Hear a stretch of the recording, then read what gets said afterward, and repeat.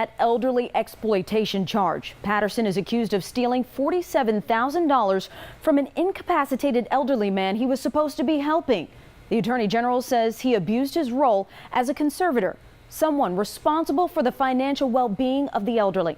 Our Chris Joseph is live in Athens tonight and spoke to Valley leaders who help keep our elderly safe and cared for. Chris, walk us through the alleged relationship between Patterson and this man.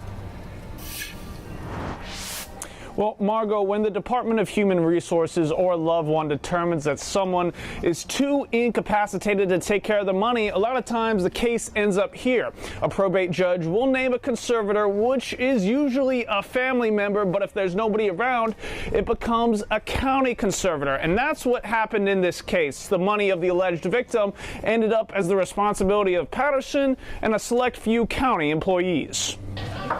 Our neighbors, our friends, our elderly. As they age, their financial security could be reliant on a courtroom. I met with registered guardian Shonda Crutcher about the allegations in Limestone County. She helps oversee the welfare of incapacitated elderly who have no one else and teaches others to do the same.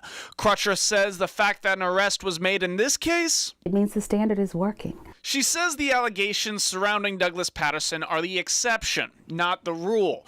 But Crutcher says making sure your money goes where you want it is about planning early. You need to put people in place that can see after your affairs if you become incapacitated. Checking after loved ones doesn't hurt either. When it comes to aging, getting into the affairs of others and understanding what their needs are and how those needs are being met just serves everyone well.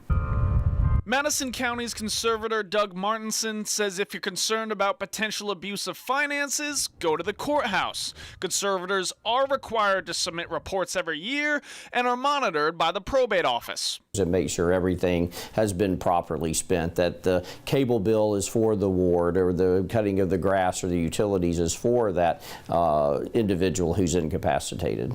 The Attorney General says Limestone County judicial officials and employees were, quote, invaluable in securing a grand jury indictment. An extra pair of eyes from a loved one couldn't hurt either.